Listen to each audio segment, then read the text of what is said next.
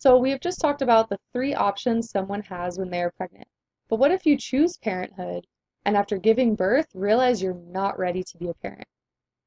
So this is the safe surrender symbol. And please note, it is not the baby changing symbol that you see in bathrooms.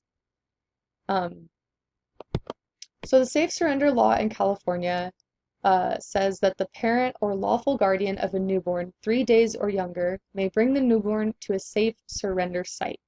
And this is confidential unless there is suspected abuse, like if the baby has like bruises or cuts or something like that. They have 14 days to change the parent. They have 14 days to change their mind. Otherwise, the child will be placed within the foster care system. So safe surrender sites include hospital emergency rooms, fire stations, or other locations with a posted safe surrender sign and that have 24-hour medical care. Just to be clear, this is an emergency option, the safe surrender. So how does a